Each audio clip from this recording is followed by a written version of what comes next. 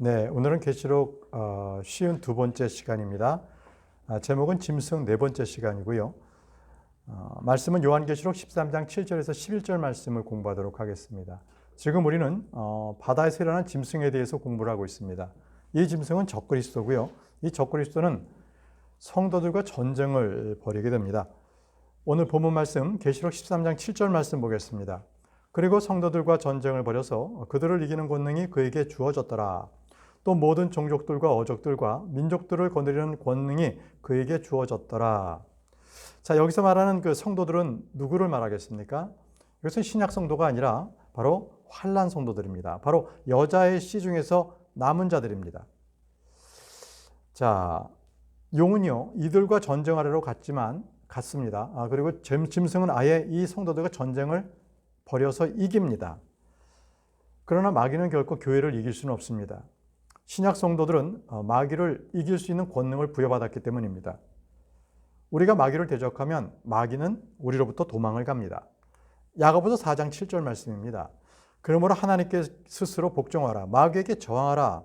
그리하면 그가 너에게서 도망하리라 라고 말씀하셨습니다. 그러나 이것은 대환란 때는 성도들이 마귀를 이길 수가 없습니다. 왜냐하면 짐승은요, 모든 종족들과 어족들과 민족들을 다 거느리는 권능을 받았기 때문입니다. 그는 이 세상의 통치자로서 세상을 지배합니다. 자, 마귀가 통치하는 이 세상에서 이 마귀의 영에 사로잡힌 자들은 바로 마귀에게 복종을 하게 됩니다. 짐승은 42개월 동안 사람들에게 경배를 받습니다. 그리고 권력을 행사하죠. 자, 이때 그 말씀이 다니엘 7장 21절에 잘 나와 있습니다. 다니엘 7장 21절입니다. 내가 보았는데 바로 그 뿔이 성도들과 전쟁하였고 그들을 대적하여 승리하였더라 라고 했습니다. 자, 그들을 대적하여 전쟁하였더라.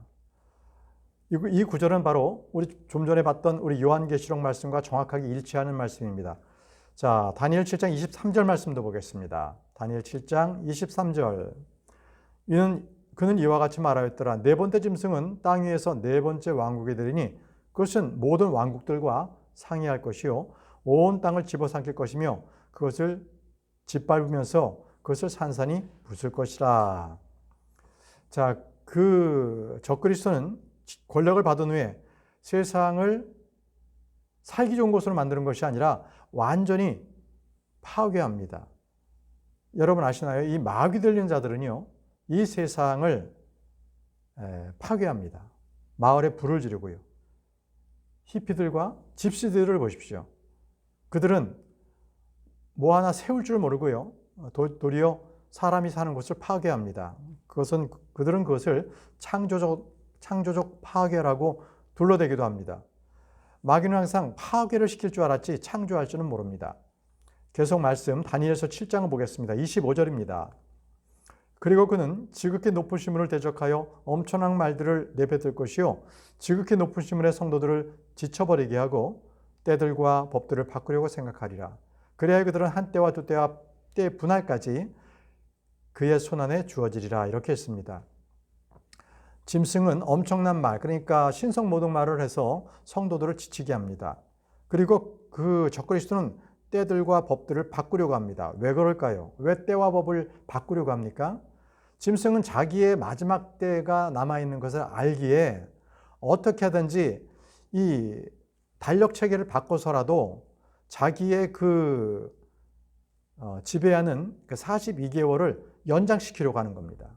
어떻게든지 때와 법을 바꿔서 자기에게 주어진 이 기간을 연장을 시키려면 바로 이 때들을 바꾸는 거죠. 법들을 바꾸는 것입니다. 자, 다니엘 8장 11절 말씀 계속 보면요. 진정 그가 자신을 그 군대의 통치자에게까지 드높였으니 그에 의하여 매일의 희생물들이 제거되었고 그의 성소의 장소도 무너졌더라 라고 되어 있습니다. 대환란 때 이 유대인들은 처음에는 성전에서 희생물을 드렸어요. 율법에 따라서. 그런데 그 대환란의 바로 중간 시점에서 이제 희생물이 중지가 됩니다. 그리고 그 성소는 이 성소를 멸해버립니다. 그것이 적그리스도죠. 다니엘서 9장 26절 27절 말씀 보면요. 그리하여 60이 지난 후에 메시아가 끊어질 것이나 자신 때문에 끊어진 것은 아니니라. 그리고 장차올 통치자의 백성이 그 도성과 그 성소를 멸하리라. 그 도성, 예루살렘과 그 성소를 멸한다고 합니다. 그리고 그것의 끝에는 한 홍수가 있을 것이요. 그 전쟁의 끝에 이르기까지 황량함들이 확정되리라. 자, 그 성소, 그리고 그 도성이 멸한다고 했습니다.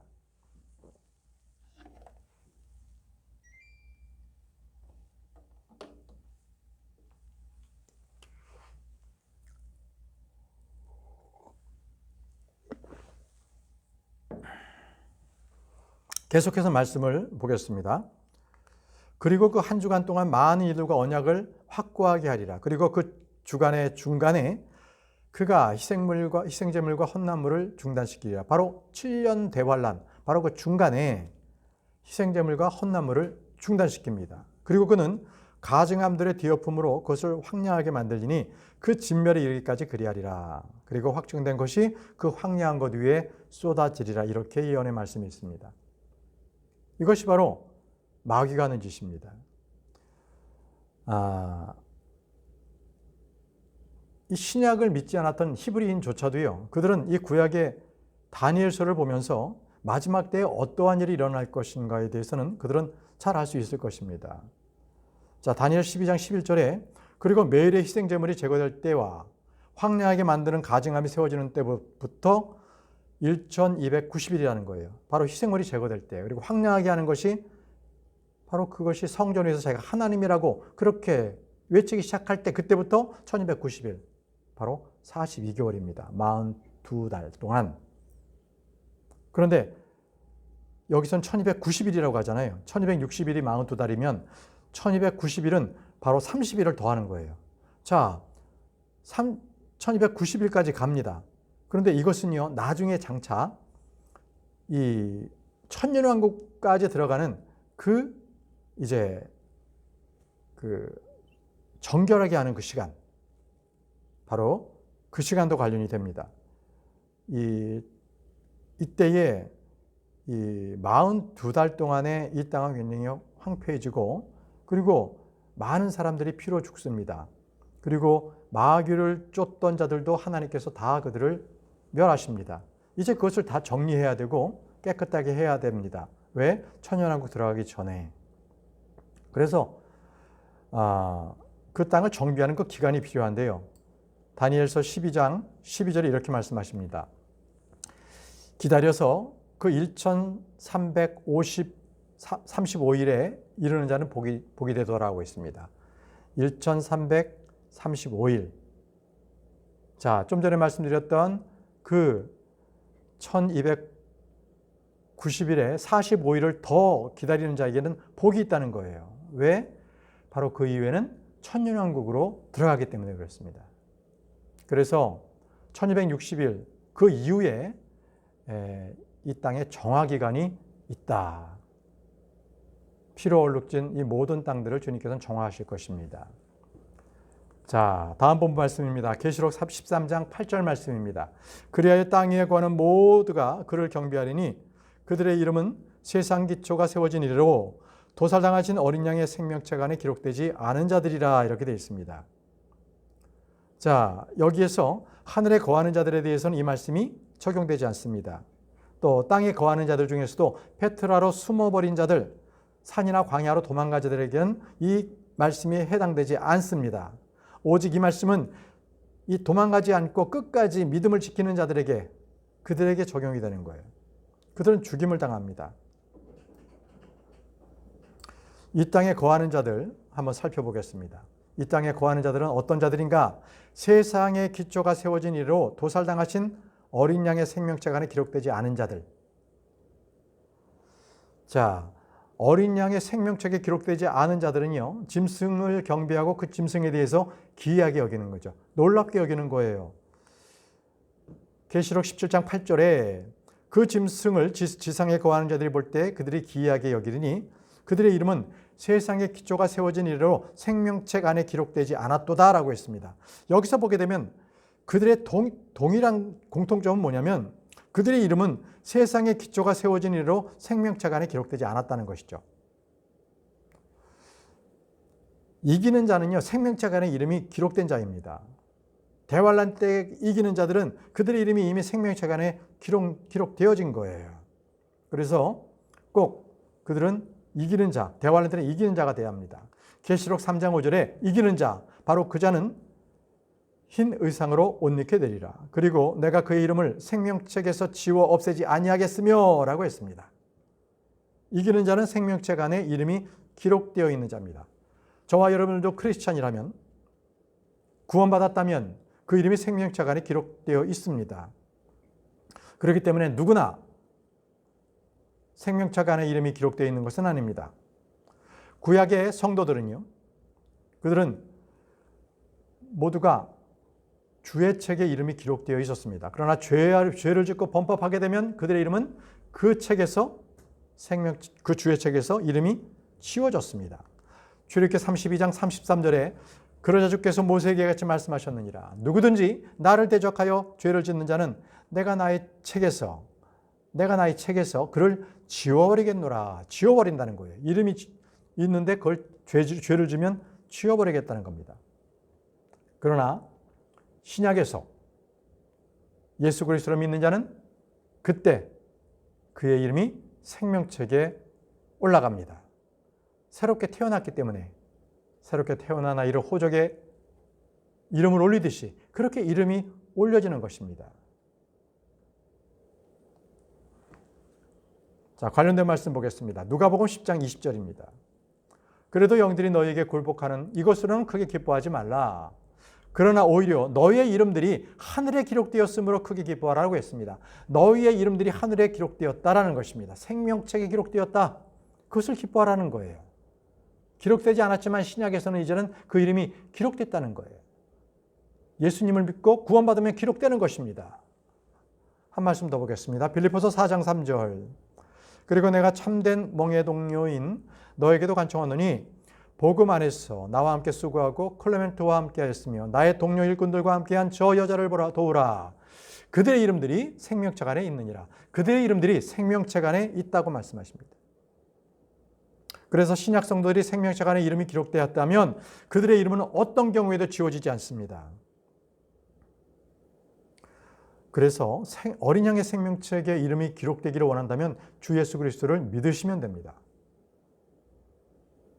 그리고 대환란 때는 이기는 자가 되면 됩니다. 계속 계시록 13장 8절 다시 본문 말씀 보겠습니다. 세상 기초가 세워진 이래로 도살당하신 어린 양의 생명책 안에 기록되지 않은 자들이라고 했습니다. 자, 여기서는요, 이 말씀의 이 구조로 지금 일부러 이 표준역에서는 중간에 세상의 기초가 세워진 이래로 하고 콤마를 뒀어요. 이게 너무나 이 수식 관계가 아주 좀 헷갈리게 이 번역들을 해놨기 때문에 그렇습니다.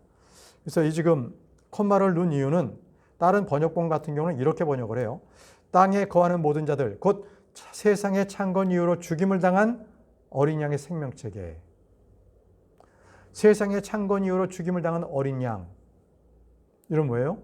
어린 양께서 세상의 창건 이후에 죽임을 당했다는 거 아니에요. 그러니까 이게 지금 헷갈리는 거예요. 이게 지금 도살당한 어린 양의 생명책에 기록이 되는 것인가? 근데 그 기록된 사람이 세상의 기초가 세워진 이래로 그 생명책에 기록이 돼야 되는 것인데 꼭 이것을 잘못 번역을 하게 되면 세상의 창건 이후로 죽임을 당한 어린 양이라고 그렇게 잘못 해석이 될 수가 있다는 거예요. 그렇기 때문에 강단에서 이렇게 설교하시는 목사님들도 계세요. 세상의 기초가 세우기 전에 어린 양께서는 죽임을 당했습니다. 세상의 기초로부터 죽임을 당한 어린 양이십니다. 이렇게 하는 거예요. 그건 아닙니다.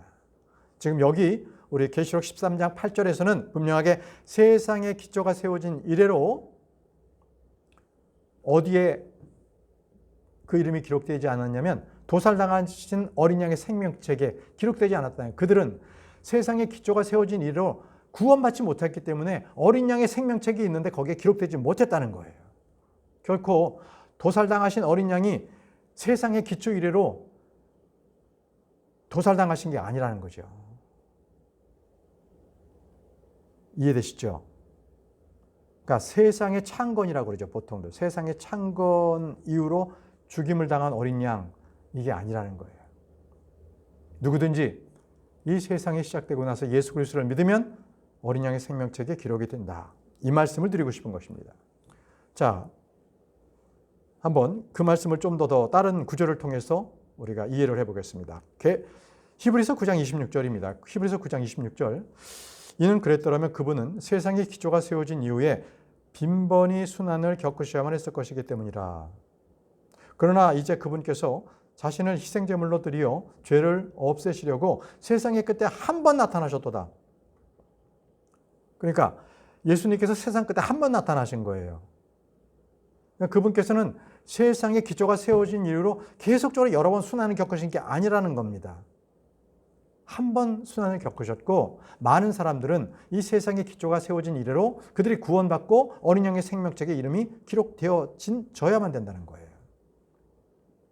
그래서 용이나 짐승에게 경배하는 자들은 세상의 기초가 세워진 이후로부터 죽임을 당한 어린 양, 그 생명책, 거기에 이름이 기록되지 않은 자들입니다. 말씀 하나 더 볼게요. 계시록 17장 8절. 그들의 이름은 세상의 기초가 세워진 이래로 생명책 안에 기록되지 않았도다. 누가? 짐승을 경배하는 자들. 그들은 세상의 기초가 세워진 이래로 생명책 안에 기록될 수가 없었어요. 예수님을 믿지 않았기 때문에. 네. 자, 이렇게까지 하고 이제 또 말씀을 또 공부하겠습니다. 계시록 13장 9절 다음 말씀입니다. 누구든 귀 있는 자는 그는 들을지어다라고 했습니다. 누구든 귀 있는 자는 그는 들을지어다. 여러분, 이 말씀은 계시록 2장과 3장에서 7교회에 말씀하셨을 때 주님께서 그 편지에 이 비슷한 말씀이 나와요. 근데 무엇이 다른지 한번 보십시오. 여기서는 누구든 귀가 있다면 그는 들을지어다라고 했는데 계시록 2장 7절 말씀 보겠습니다. 귀 있는 자는 그는 성령께서 교회들에게 말씀하시는 것을 들을지어다. 자, 좀 전 말씀 계시록 13장 9절하고 뭐가 틀려요? 계시록 2장 7절에는 분명하게 귀 있는 자는 성령께서 교회들에게 말씀하시는 것을 들으라고 했어요. 네, 계시록 13장 9절에는 교회라는 말이 빠져 있습니다. 왜 그럴까요? 벌써 이때는 교회는 하늘로 들림받았기 때문에 이 땅에 없습니다. 그래서 교회들이라고 말씀하지 않는 거예요. 이 땅에 남아있는 자들에게 말씀하시는 거예요. 교회가 없습니다. 다음 구절입니다. 10절, 계시록 13장 10절. 포로를 사로잡아 끌고 가는 자는 포로로 끌려가리라. 칼로 죽이는 자는 반드시 칼로 죽임을 당하리라. 여기에 성도들의 인내와 믿음이 있느니라 라고 했습니다. 이건 뭡니까? 짐승이 통치하는 바로 후 3년 반, 42개월 동안의 처참한 광경이에요. 성도들은 포로로 끌려가고 칼로 죽임을 당합니다. 그리고 저항을 해도 소용이 없어요. 무조건 그들은 다 포로로 끌려가고 칼로 죽임을 당하게 돼 있습니다. 왜? 짐승은요, 바로 하나님으로부터 성도들과 전쟁해서 이기는 권능을 부여받았기 때문에 그렇습니다. 자, 이때는요, 저항해봐야 소용이 없습니다. 모든 것을 주님께 맡길 수밖에 없는 바로 그때입니다. 예레미야 15장 2절입니다. 이후에 이런 일이 있으리니 만일 그들이 너에게 말하기를 우리가 어디로 가리까 하거든 그때 너는 그들에게 알리라. 주가 이같이 말하노라. 죽음에 적합한 자들은 죽음으로, 칼에 적합한 자들은 칼로, 기근에 적합한 자들은 기근으로, 포로되기에 적합한 자들은 포로됨으로 향하리라. 자, 이것이 바로 대환란 때의 모습입니다. 잡혀가면 잡혀가고, 죽이면 죽고, 기근을 당하면 기근을 당하고, 완전히 환란 성도의 모습을 그대로 담고 있는 것입니다. 한 구절 더 볼게요. 예레미야 43장 11절입니다. 그런즉 그가 올 때면 그는 이집트 지역을 쳐서 죽음에 적합한 부류는 죽음으로, 포로 생활에 적합한 자는 부류는 포로 생활로, 칼에 적합한 자는 부류는 칼로 넘기리라라고 했습니다. 이것이 바로 환난 성도들의 모습이에요. 그래서 환난 성도들에게 필요한 것은 인내와 믿음이 필요한 것입니다. 이것이 후 3년 반, 대환란 후 3년 반의 환난 성도들이 겪는 고초예요. 그들은 그냥 죽이면 죽임당하는 거고, 포로로 끌려가면 끌려가는 거고, 그렇게 42개월을 살아야 되는 거예요. 아니면 죽임을 당하든지. 자, 지금 여기까지가 적그리스도에 대해서 우리가 공부했어요. 적그리스도. 바다에서 올라온 짐승이 적그리스도입니다.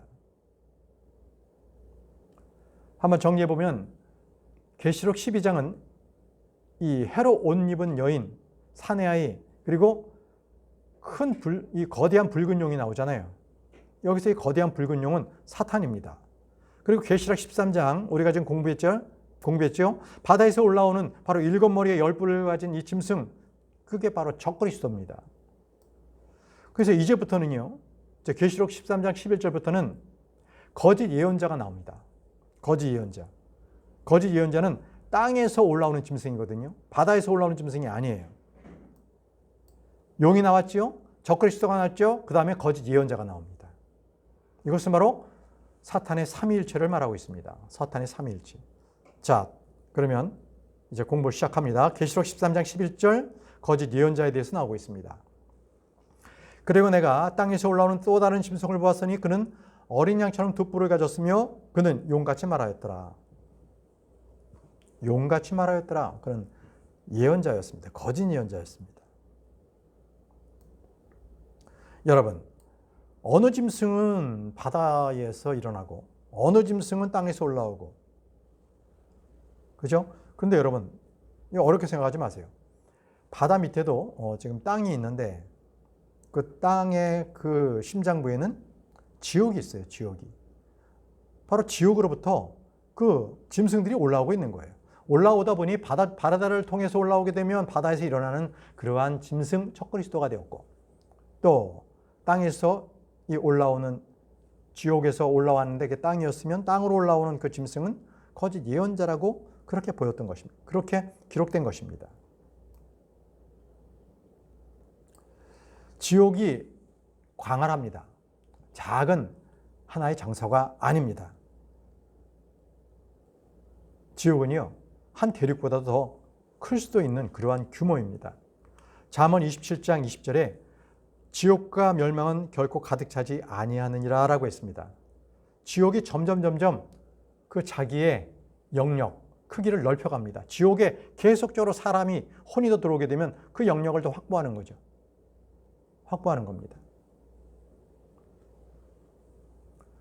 이사야 5장 14절 말씀에도요. 그러므로 지옥이 그녀 자신을 확장시켰고 한없이 그녀의 입을 벌렸도다라고 합니다. 네. 여러분, 주님께서도 말씀하셨지만 지옥에는 여러 개의 방이 있어서 지옥의 열쇠들을 가지신 분이 주님이십니다. 그러니까 지옥 문에 열쇠가 많아요. 지옥 문이 많아요. 그래서 열쇠들도 많은 것입니다. 그래서 이 깊은 이 끝없는 구렁에도요, 문이 있고 열쇠들이 있습니다. 그 문들이 있기 때문에 열쇠들이 있는 거죠. 자, 그런데 지금 요한이 본 이 짐승은 양처럼 두 뿔이 있고요, 용처럼 말을 한다고 했습니다. 그래서 이 짐승은 다 용과 관련이 있는 거죠. 용은 사탄이기 때문에 그는 하나님 아버지를 흉내냅니다. 적그리스도는요, 자신을 예수 그리스도처럼 가장합니다. 근데 여기 지금 우리가 말씀에서 공부하는 것처럼 어린 양같이 두 뿔이 있지만 용의 말을 하는 바로 이 자는 거짓 예언자예요. 거짓 예언자. 자, 계시록 16장 13절 말씀 보시면요. 그리고 내가 개구리들 같은 새 불결한 영들이 그 용의 입에서와 그 짐승의 입에서와 그 거짓 예언자의 입에서 나오는 것을 보았노라. 용의 입, 짐승의 입, 거짓 예언자. 삼위일체입니다. 삼위일체입니다. 이 부정한 영도 이 삼위일체예요. 이 거룩한 영은요, 아버지의 영입니다. 그리스도의 영입니다. 이분은 성령님이세요. 그러나 사탄은요, 이 거짓 예언자조차도 바로 이 성령님을 모방한 겁니다. 계시록 19장 20절에 짐승과 그 거짓 예언자가 붙잡힙니다. 그래야 그 짐승이 잡혔고 그 앞에서 기적들을 일으키던 그 거짓 예언자도 그와 함께 잡혔으니라고 했습니다. 예, 여기서 짐승이 잡혔다는 것은 바로 적그리스도, 바다에서 일어난 그 짐승이 잡혔다는 것입니다. 자, 계속 본문 말씀으로 돌아가서 11절입니다. 그리고 내가 땅에서 올라오는 또 다른 짐승을 봤으니 그는 어린 양처럼 두 뿔을 가졌으며 그는 용같이 말하였더라. 이렇게 됐습니다.